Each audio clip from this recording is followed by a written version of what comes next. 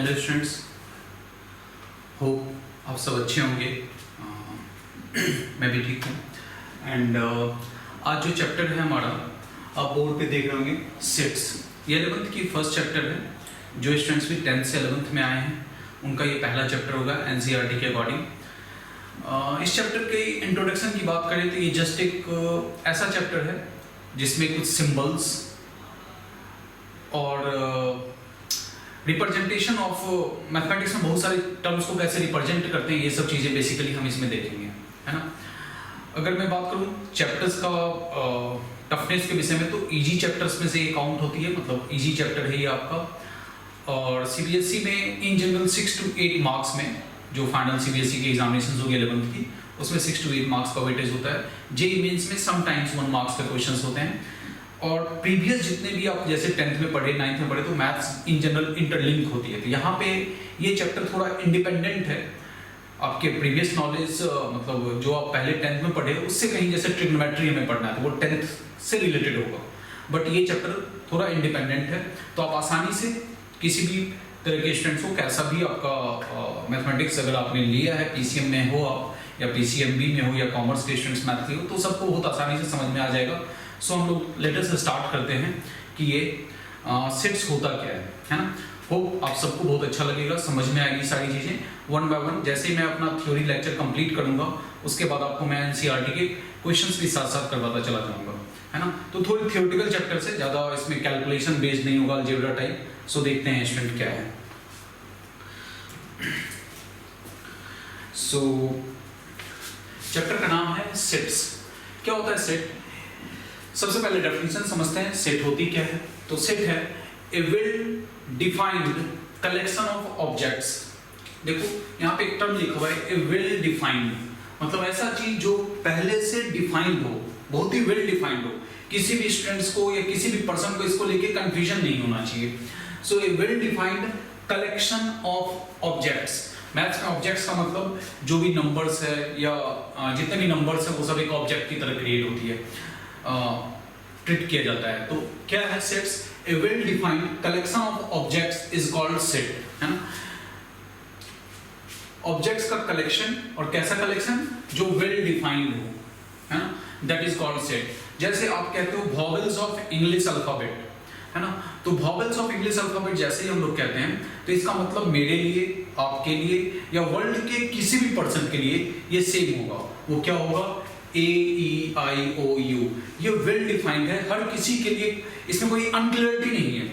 सो इन सब नंबर्स को, इन सब अल्फाबेट को एक कर्ली ब्रैकेट के अंदर लिखना और इसको किसी एक कैपिटल लेटर से डिनोट कर देना, यही क्या है? हमारा सेट्स है। तो ये सेट हो गया vowels of English alphabet. So vowels of English alphabet is well defined collection of objects है। तो ये एक सेट हो गई। इस सेट को रिप्रेजेंट करने के लिए जो भी इसमें एलिमेंट्स है उसको मैंने लिख दिया, उसको एक कर्ली ब्रैकेट के अंदर रखा और ए लेटर से डिनोट किया। सिमिलरली अगर आप कहते हो B is the set of prime numbers, तो प्राइम नंबर्स भी all over the world defined है, पहले से ही डिफाइंड है कि प्राइम नंबर्स क्या होगा? Those natural number which has exactly 2 factors। ऐसे नेचुरल नंबर जिसके पास जो है एग्जैक्ट 2 फैक्टर्स हो, जैसे 2 एक नेचुरल नंबर, इसके पास 2 फैक्टर है 1 2, 3 एक नेचुरल नंबर, इसके पास 2 फैक्टर है 1 3। 1 प्राइम नंबर नहीं है, हम लोग क्या कर रहे हैं? प्राइम नंबर का कलेक्शन कर रहे हैं। 1 के पास सिर्फ एक ही फैक्टर है 1, सो ये प्राइम नंबर में कंसीडर नहीं होगा। 4 प्राइम नंबर नहीं है क्योंकि इसके पास 2 से ज्यादा फैक्टर है। तो प्राइम नंबर्स क्या होता है? जिसके पास एग्जैक्ट 2 फैक्टर्स हो तो वो सभी प्राइम नंबर्स होगा। जिसके पास 2 से ज्यादा फैक्टर हो या 2 से कम फैक्टर हो उसको हम प्राइम नंबर्स नहीं कहते हैं। सो collection of prime numbers is also a set. तो ये भी क्या है? सेट है। सो आई थिंक आपको समझ में आ गया होगा कि सेट क्या होता है। सेट होती है well defined collection of objects is called set. Vowels of English alphabet well defined है, प्राइम नंबर्स वेल डिफाइंड है। अगर मैं और एक एग्जांपल दूं, सी ए मल्टीपल ऑफ 5, तो 5 10 15 20, ए multiple of 5 till 50। First 10 multiples of, ऐसा कह सकते हो, फर्स्ट 10 मल्टीपल्स ऑफ 5, तो फर्स्ट 10 मल्टीपल्स जो है वो 50 पे जाके फिनिश हो जाएगा। सो ये सभी का सभी जो है वेल डिफाइंड है, जैसा मैंने सेंटेंस कहा उसके अकॉर्डिंग इसके कुछ रिजल्ट्स निकल के आया और वो रिजल्ट यूनिक होगा, ऐसा नहीं कि पर्सन टू पर्सन वेरी करेगा। सिमिलरली अगर मैं कहता हूँ the best cricket player of the world, best cricket players, तो best cricket players of world अगर ऐसा आप कहते हो तो best cricket players well defined terms नहीं है, क्योंकि ये पर्सन टू पर्सन वैरी कर सकता है। सपोज कि मेरे लिए कोई प्लेयर बेस्ट क्रिकेट प्लेयर है, सपोज मैं कहता हूँ Virat Kohli best cricket player है, आपके लिए हो सकता है कोई दूसरा बेस्ट क्रिकेट प्लेयर हो, रोहित शर्मा हो या और भी कोई अदर प्लेयर्स हो सकता है। सो बेस्ट क्रिकेट प्लेयर्स का कोई वेल डेफिनेशन क्राइटेरिया नहीं है कि जिस प्लेयर का 10,000 से एबव स्कोर होगा उसे हम बेस्ट क्रिकेट प्लेयर कहेंगे, या similarly rich person, smart boys,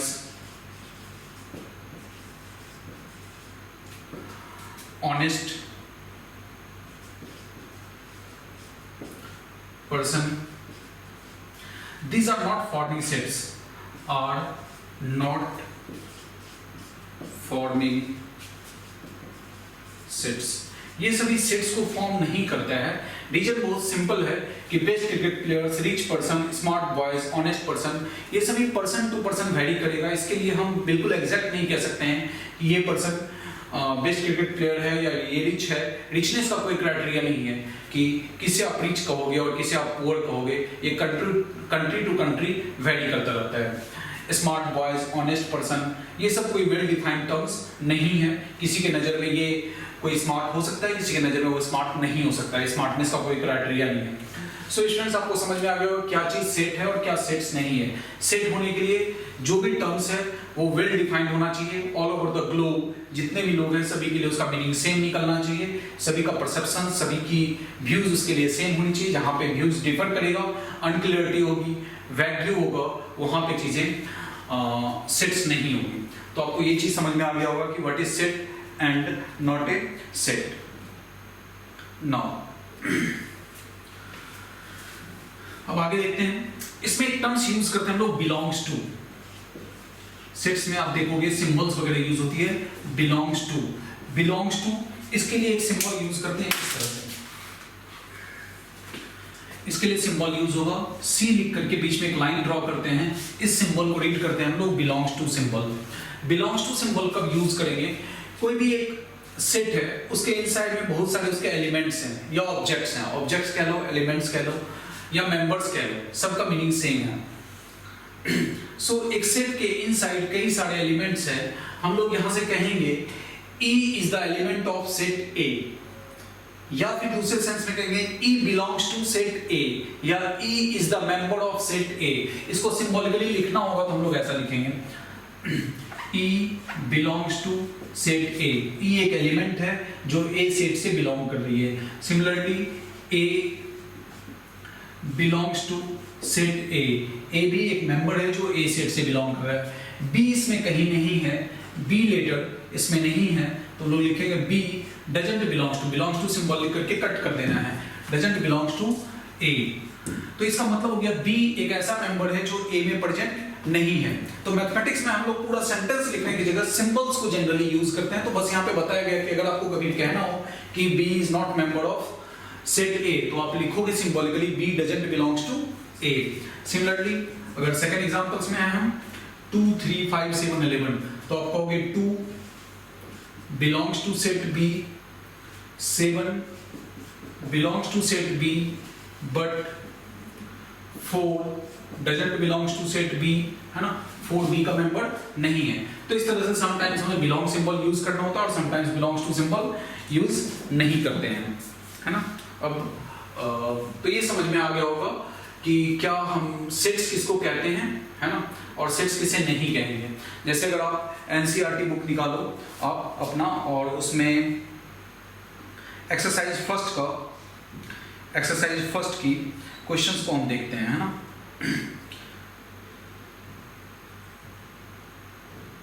exercise first के क्वेश्चंस को अगर आप देखो तो क्या है वो क्वेश्चंस।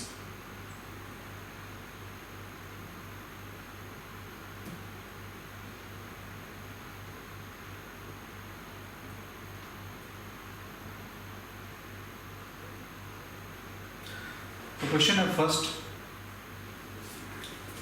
मेरे पास मेरे टैब में ये क्वेश्चंस वगैरह हैं। सो एनसीईआरटी का एक्सरसाइज फर्स्ट क्वेश्चन देखते हैं। कह रहा है which of the following are sets, इसमें कौन सा सेट है, justify your answer. The collection of all months of a year beginning with the letter J. हम लोग देख रहे हैं एक्सरसाइज 1.1 एंड क्वेश्चन नंबर 1 कह रहा है आपको जस्ट ये बताना है कि जो भी सेंटेंस लिखा हो सेंटेंस सेट को रिप्रेजेंट करता है या नहीं करता है। ये मैं एक्सरसाइज आपको अपने डिस्क्रिप्शन में भी दे दूंगा पीडीएफ फाइल में, आप वहां से डाउनलोड भी कर सकते हो। ऐसे अदरवाइज आप अपने एनसीईआरटी बुक को भी ओपन करके इन क्वेश्चंस को देख सकते हो। So first question is the collection of all months of a year beginning with the letter J, मतलब जे से स्टार्ट होता हुआ वो सारा मंथ कौन कौन सा है। तो बिल्कुल फिक्स्ड है, वो कौन सा है, जनवरी, जून, जुलाई, ये 3 मंथ है। तो फर्स्ट जो है वो मेरा सेट है ना, तो लिखेंगे it is true. The collection of 10 most talented writers of India, 10 most talented writers of India. तो इंडिया के 10 most talented writers, most talented person to person vary कर सकता है, किसको आप टैलेंटेड कहोगे, किसे टैलेंटेड नहीं कहोगे, क्योंकि टैलेंट का कोई फिक्स्ड क्राइटेरिया नहीं है, वेल डिफाइंड नहीं है।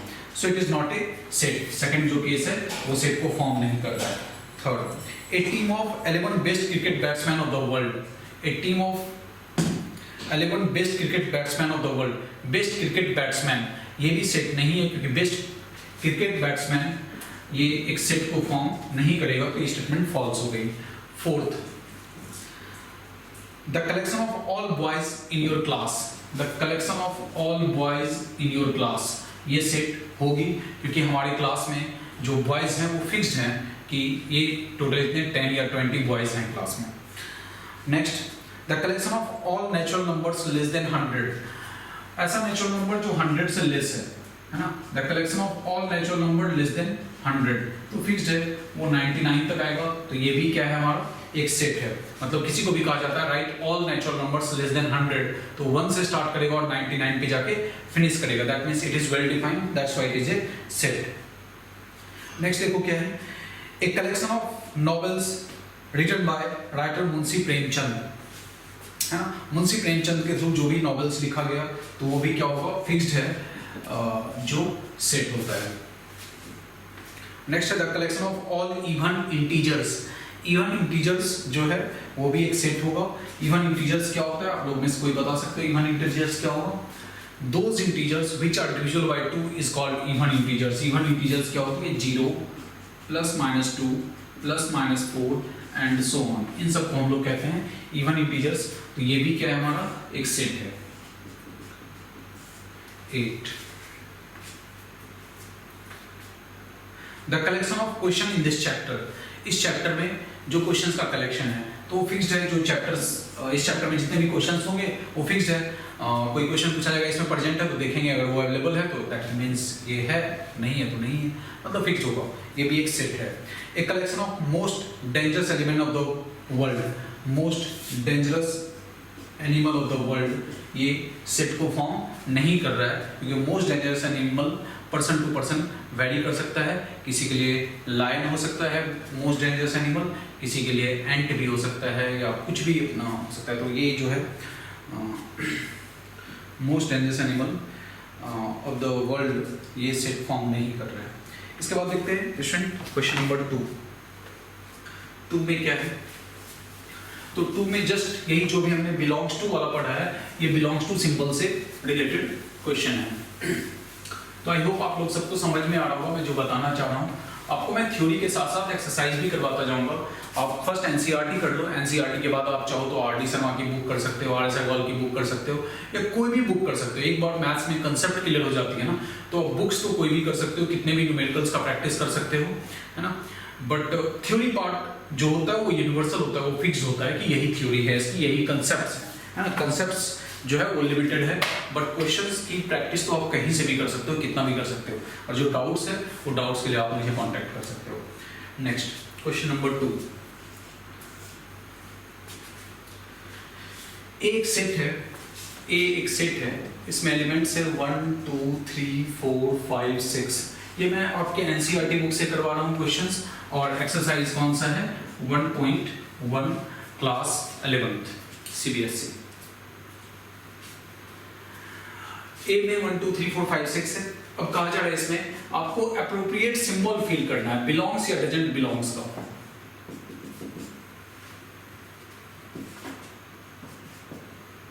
ये बीच में फिल इन द ब्लैंक्स करना है।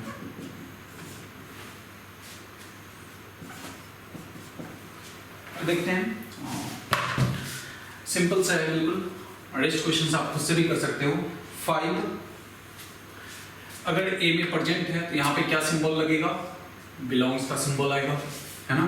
कोई चीज अगर प्रेजेंट है तो बिलोंग्स की सिंबल आएगी। 8 ए में नहीं दिख रहा है तो डजंट बिलोंग्स यानी बिलोंग्स लिख करके कट करना है। 0 ए में कहीं पे नहीं है तो बिलोंग सिंबल लिख के कट करना है। तो इस तरह से कोई भी एलिमेंट किसी सेट में प्रेजेंट हो सकता है या सेट में प्रेजेंट नहीं हो सकती है। अगर प्रेजेंट होगा तो बिलोंग सिंबल लगाएंगे, प्रेजेंट नहीं होगा तो डजंट बिलोंग सिंबल लगाएंगे। ओके, आई होप आप सबको समझ में आ रहा होगा सारी चीजें। एंड इसके बाद आगे हम लोग देखते हैं क्या है।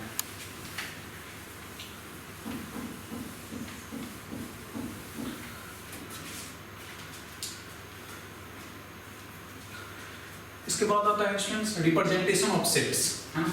इसके बाद जो टर्म्स है वो है हमारा representation on sets.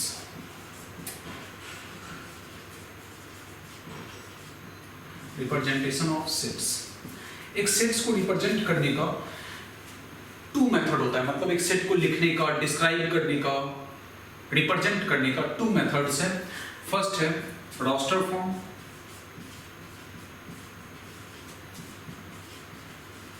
and second is called set builder form, set builder form। किसी भी एक चीज को रिप्रेजेंट करने का, कहने का 2 मेथड है, एक रोस्टर फॉर्म है, एक सेट बिल्डर फॉर्म है। समझते हैं इस दोनों फॉर्म में क्या डिफरेंसेस है और कैसे हम लोग इसको रिप्रेजेंट करते हैं।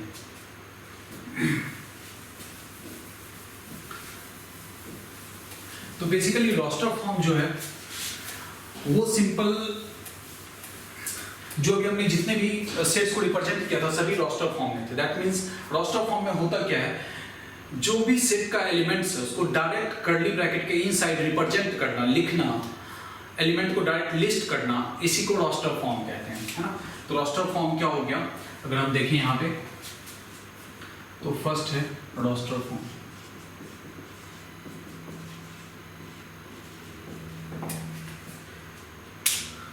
Roster form. In this form,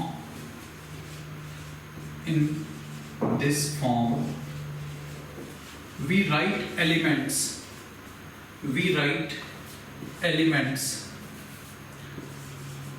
Elements को शॉर्ट में मैं ELTS लिखूंगा, है ना। In this form, we write elements directly within curly brackets. इस फॉर्म में हम लोग एलिमेंट को डायरेक्ट कर्ली ब्रैकेट के इनसाइड लिख देते हैं और इसी को हम लोग रोस्टर फॉर्म कहेंगे। जैसे एग्जांपल ले लो आप, A is the set of 1 4 9 16 25 and so on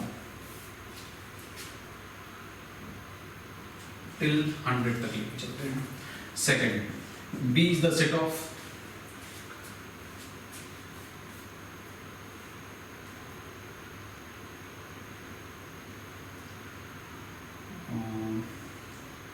1 3 9 27 81 and so on. C is the set of 1 5 9 13 17 and so on. So students ये सब जो है कुछ एलिमेंट्स है, ये सब सेट्स है जिसको डायरेक्ट एलिमेंट्स को लिस्ट कर दिया गया यहाँ पे। इसको ऐसे रिप्रेजेंटेशन को आप कहते हो रोस्टर फॉर्म, ये रोस्टर फॉर्म में लिखा हुआ है। अब इन्हीं को एलिमेंट्स को डायरेक्ट ना लिख करके इसके प्रॉपर्टी को रिप्रेजेंट करना, इसको सेंटेंस के फॉर्म में लिखना, ये कहलाएगा आपका सेट बिल्डर फॉर्म।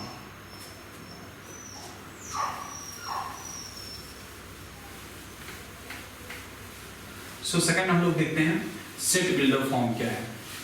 ये हो गया रोस्टर फॉर्म में रिप्रेजेंटेशन, और सेकंड है अपना set builder form.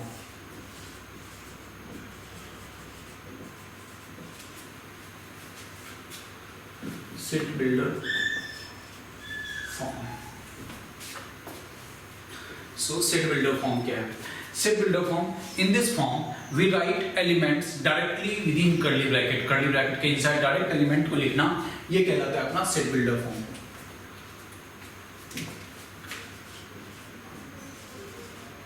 In this form, we write.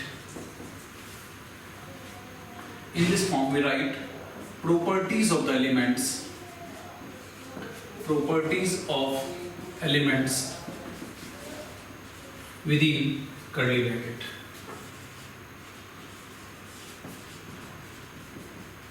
एक कर्ली ब्रैकेट के अंदर एलिमेंट्स को ना लिख करके उस एलिमेंट्स का जो नेचर है, जो सीक्वेंस है, जो प्रॉपर्टीज है, उसको लिखना सेंटेंस के फॉर्म में, ये कहलाती है हमारी सेट बिल्डर फॉर्म। तो इन जनरल एग्जाम में जो होता है वो कहा जाता है रोस्टर फॉर्म को सेट बिल्डर फॉर्म में लिखो और सेट बिल्डर फॉर्म को रोस्टर फॉर्म में लिखो, यानी कन्वर्ट करने को आता है, right? Roster form into set builder form और set builder form into roster form. तो ये सब जो एग्जांपल्स यहाँ पे लिया गया है रोस्टर फॉर्म का, उसी को हम सेट बिल्डर फॉर्म में लिखते हैं। देखते हैं कैसे लिख सकते हैं। फर्स्ट है ए। यहाँ पे ए को ऑब्जर्व करें तो क्या है? फर्स्ट 1 है, 4 है, 9 है, 16 है, 25 है। होप आप सबको समझ में आ गया होगा किस सीक्वेंस में चल रहा है। तो पहला जो है वो 1 का स्क्वायर है, नेक्स्ट 2 का स्क्वायर है, नेक्स्ट 3 का स्क्वायर है, नेक्स्ट 4 का स्क्वायर है। तो पावर जो है वो सेम है, नीचे वो 1 इंक्रीज होता जा रहा है। तो दैट मीन्स नेचुरल नंबर का स्क्वायर्स लिखा गया है यहाँ पे। तो इस चीज को हम लोग यहाँ पे लिखेंगे A is the set of n square. A is the set of n square such that symbol को डबल डॉट से लिखते हैं या सिर्फ ऐसे एक लाइन ड्रॉ करते हैं। A is the set of n square such that n belongs to natural number and n is less than equal to 10। मैं इसको फिर से समझाता हूँ स्टूडेंट्स आपको। such that को आप डबल डॉट या फिर ये लाइन से रिप्रेजेंट करोगे। सो क्या है, ये एक सेट लिखा हुआ था। इस सेट को हमने देखा कि फर्स्ट इसमें लिखा हुआ 1 स्क्वायर, नेक्स्ट है 2 स्क्वायर, नेक्स्ट है 3 स्क्वायर, 9, 4 स्क्वायर है 16, 5 स्क्वायर है 25, 6 स्क्वायर नेक्स्ट आएगा 36 और लास्ट ये जाके 10 स्क्वायर पे स्टॉप हो गया, 10 स्क्वायर पे खत्म हो गया, इसके आगे नहीं है। ठीक है। सो इस चीज को मुझे सेंटेंस के फॉर्म में लिखना होगा। तो कई मेथड से लिख सकते हैं, जिसमें एक मेथड ये है कि लिखेंगे ऐसे A is the set of n square. n square लिखा हुआ है, A सेट है किसका? n स्क्वायर का। अब स्क्वायर तो पावर तो फिक्स्ड है 2, n के विषय में आगे डिस्क्राइब करना है। जो आपने n लिखा हुआ, n का मतलब क्या है यहाँ पे? तो such that n belongs to natural number 1 2 3 4 and n is less than equal to 10, यानी n के प्लेस पे आप 1 से लेकर 10 तक का नंबर पुट कर सकते हो। तो 1 स्क्वायर पुट करेंगे 1 आ जाएगी, 2 स्क्वायर पुट किए 4 आ गया, 3 स्क्वायर पुट किए 9 आ गया, 4 स्क्वायर पुट किए 16 और मैक्सिमम 10 स्क्वायर पुट करेंगे तो 100। तो ये और ये दोनों सेम चीज लिखा हुआ है। एक को रोस्टर फॉर्म कहेंगे, एक को सेट बिल्डर फॉर्म कहेंगे। ये जो सेट बिल्डर फॉर्म है, इसको लिखने का अलग अलग मेथड हो सकता है। मैंने ऐसे रिप्रेजेंट किया है, कोई स्टूडेंट्स कोई डिफरेंट टाइप से रिप्रेजेंट कर सकता है, बुक में कुछ डिफरेंट होगा, लेकिन उससे मीनिंग जो निकल के आना चाहिए फाइनल, वो सभी में सिमिलर आना चाहिए और तो वो सभी इक्विवेलेंटली करेक्ट है ना। सो ओके, आई होप कि आपको समझ में आया होगा कि सेट बिल्डर फॉर्म को, रोस्टर फॉर्म को सेट बिल्डर फॉर्म में मैंने कैसे कन्वर्ट किया। सेकंड बी, आप लोग खुद बताओ बी का आंसर क्या होगा। बी में है 1, नेक्स्ट है 3, नेक्स्ट है 9, नेक्स्ट है 27, नेक्स्ट है 81 एंड सो ऑन कर दिया गया। कहाँ पे जाके फिनिश हो रहा है ये नहीं बताया गया। सो अगर इसको देखें स्टूडेंट्स तो क्या हो रहा है, ये जो है फर्स्ट वो है 3 पे पावर 0, 3 पे पावर 0 क्या होती है 1, नेक्स्ट है 3 पे पावर 1 3, 3 स्क्वायर है 9, 3 क्यूब है 27 एंड सो ऑन, ये ऐसे बढ़ता चला जा रहा है। यानी 3 का पावर 3 नीचे फिक्स्ड है, पावर्स में चेंजेस आ रहा है, यानी पावर्स वेरिएबल पार्ट है और बेस जो है वो कांस्टेंट है। तो इसको आप लिखोगे b is the set of 3 to the power x लिख दो, n लिख दो, a लिख दो, कोई भी एक वेरिएबल का नाम दे दो, such that x belongs to whole number. x यहाँ पे क्या है, हमारा होल नंबर है, यानी x के प्लेस पे होल नंबर क्या होता है 0 1 2 3 4, इसको होल नंबर कहते हैं। नेचुरल नंबर क्या होती है 1 2 3 4। सो x के प्लेस पे आप 0 पुट करोगे, 3 पे पावर 0 1, x के प्लेस पे नेक्स्ट होल नंबर 1 होता है, 1 पुट किए 3, 2 पुट किए 9, 3 पुट करेंगे 27, 4 पुट करेंगे 81 एंड सो ऑन, ऐसे बढ़ता जाएगा। कोई लास्ट में लिमिटेशन नहीं दिया गया, जैसे यहाँ पे दिया गया था n less than equal to 10, ये इसलिए लगाया गया कि ये 100 पे जाके फिनिश हो गया था और ये कहीं फिनिश नहीं हो रहा है, सो इट गोज ऑनवर्ड्स। सो ये भी आपको समझ में आया होगा कि कैसे हमने इसको लिखा, और ये लिखने का प्रेजेंटेशन किसी का अलग हो सकता है। सी, अब बताओ क्या है इसमें, 1 है, 5 है, 9 है, 13 है, 17 है। आप देख रहे हो ये सभी नंबर्स जो है वो 4 से इंक्रीज कर रहा है। 1 में 4 ऐड करेंगे, प्लस 4 किए तो 5 आया, 5 में प्लस 4 किया 9 आया, 9 में प्लस 4 किए 13 आया, 13 में प्लस 4 किए 17 आया। इस तरह से इसमें प्लस 4 होता चला जा रहा है। इसका मतलब है कि ये चीज़ हम लोग कहाँ पे पढ़े हैं कि सभी में प्लस 4 नेक्स्ट नंबर ऑब्टेंड करने के लिए प्रीवियस नंबर में 4 ऐड किया जा रहा है। तो ये एपी में एक सीक्वेंस है, अर्थमेटिक प्रोग्रेशन है। अर्थमेटिक प्रोग्रेशन में आप जानते हो कि क्या होता है, नंबर्स आर इंक्रीज और डिक्रीज बाय फिक्स्ड कांस्टेंट। किसी भी फिक्स्ड कांस्टेंट के थ्रू कोई नंबर इंक्रीज करता है या डिक्रीज करता है, उसको एपी कहते हैं। या फिर any term minus its previous term, any term minus its previous term gives a same constant, then it is called AP. अब बेसिकली 17 के बाद 4 ऐड करेंगे 21 आएगा, 21 के बाद 25 आएगी। तो हमें इसका जनरल टर्म लिखना है, और जनरल टर्म जैसा कि आप जानते हो जनरल टर्म होता क्या है, an is equal to a plus n minus 1 into d. ये सभी आप 10th क्लास में पढ़ चुके हो, अर्थमेटिक प्रोग्रेशन है। वैसे ये चैप्टर यहाँ भी पढ़ना है, एक चैप्टर का नाम है sequence and series, I think वो चैप्टर नंबर है आपका, उसमें फिर से हमें एपी पढ़ना है। ये आपका चैप्टर जो है सीक्वेंस एंड सीरीज, ये 9th नंबर चैप्टर है। an is equal to a plus n minus 1 into d. अब इसमें a के प्लेस पे क्या है, a के प्लेस पे 1 है, n minus 1 as it is रहेगा, d के प्लेस पे क्या है 4 है। So an is equal to आ गया हमारे पास 4n प्लस 1 माइनस 4 माइनस 3। तो ये इसका जनरल टर्म है, इसको लिखेंगे c is the set of 4n minus 3 such that n belongs to natural number, है ना। c किसका सेट है 4n माइनस 3 का। अब इसमें 4 फिक्स्ड है, 3 फिक्स्ड है, n बस एक वेरिएबल आर्बिट्री कांस्टेंट है, वेरिएबल कह लो या आर्बिट्री कांस्टेंट कह लो। इस n का क्या मीनिंग है, तो n क्या है यहाँ पे नेचुरल नंबर है। नेचुरल नंबर क्या होती है, n के प्लेस पे आप 1 पुट करोगे 4 माइनस 3 1 हो गया, n के प्लेस पे आप 2 पुट करते हो 4 2 8 माइनस 3 5 आया, n के प्लेस पे 3 पुट किए 4 3 12 माइनस 3 9 आई।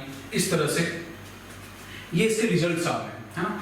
और लिमिटेशन नहीं है, लास्ट में फिक्स नहीं किया गया कहाँ पे फिनिश होगा, तो इट गोज टुवर्ड्स आगे मूव करता चला जाएगा। तो इस तरह से हमने इसका ये चीज लिख दी है ना।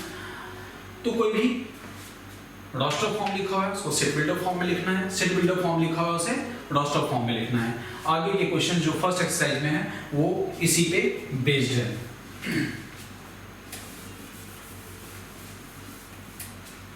और एक दो एग्जांपल्स में देख लेता हूं। डी सपोज लिखा हुआ है 1/2, 2/3, 3/4 एंड सो ऑन, 2020/2021। ये भी लिखा हुआ है स्टूडेंट्स, किस में लिखा हुआ है, रोस्टर फॉर्म में लिखा हुआ है। इसे हमें सेट बिल्डर फॉर्म में कन्वर्ट करना है, तो क्या हो जाएगा अब बताओ, सबको समझ में आ गया होगा आई थिंक। अब देखो यहाँ पे 1 है 2 है 3 है, कंटिन्यूअस नेचुरल नंबर मूव कर रहा है, तो ऊपर जो है n हो गया, और जो भी टर्म्स ऊपर है उससे एक ज्यादा नीचे है, तो नीचे का टर्म हो जाएगा n+1 such that n belongs to natural number, यानी n के प्लेस पे जो पहला स्टार्ट होगा वो 1, नेक्स्ट 2, नेक्स्ट 3, और लास्ट जो फिनिश हुआ है वो 2020 पे जाके फिनिश हो गया है, and n is less than equal to 2020, यानी n नेचुरल नंबर है, 1 से स्टार्ट करना है और 2020 पे ले जाकर के फिनिश कर लेना है। तो n के प्लेस में 1 पुट करने से 1/2 आ जाएगी, 2 पुट करने से 2/3 आ जाएगा। इस तरह से ये सो ऑन सभी नंबर्स आ जाएंगे। ओके, तो ये जो है ये सभी हो गया हमारा रोस्टर फॉर्म से सेट बिल्डर फॉर्म में कन्वर्ट करना, और सेट बिल्डर फॉर्म से भी समटाइम्स रोस्टर फॉर्म में कन्वर्ट कर सकते हैं। एक एग्जांपल ले लेते हैं जिसमें हम लोग सेट बिल्डर फॉर्म पहले लिखा हुआ होगा उसको रोस्टर फॉर्म में कन्वर्ट करेंगे। तो बताओ क्या हो सकता है। और इसमें ऐसा करते हैं हम लोग, लिख लेते हैं इज द सेट ऑफ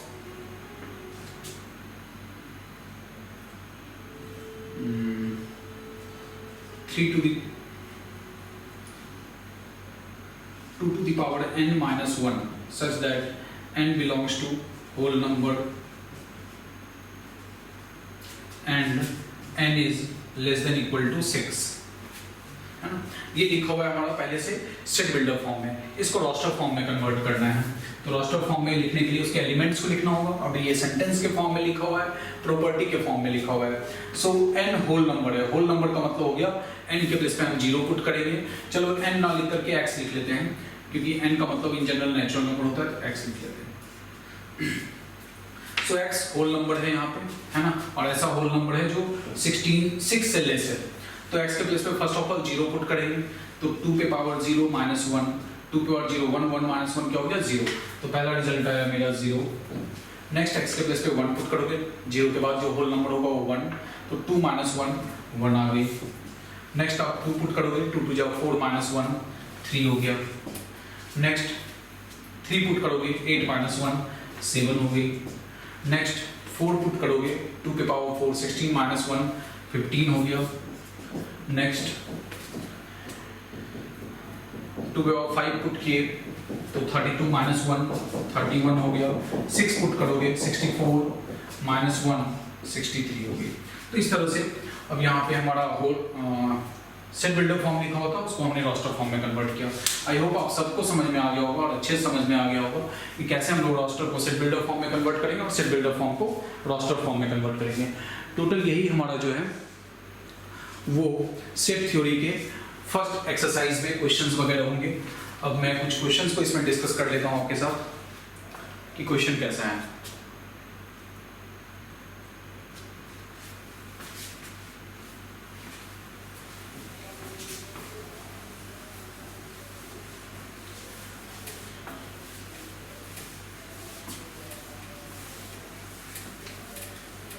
तो देखते हैं स्टूडेंट इसमें क्वेश्चंस वगैरह क्या है। Write the following sets in roster form. Set builder form में पहले से लिखा हुआ है, मैं सेम वही एक्सरसाइज डिस्कस कर रहा हूँ। Exercise 3.1 question number 3। Write the following sets in roster form.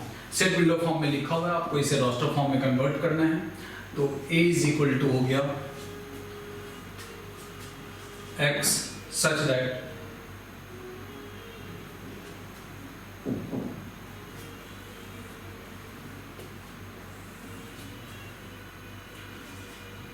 x is an integer and x lies between -3 to 7. So A set में x है, x इंटीजर है जो -3 से 7 के बीच में लाई कर रही है। So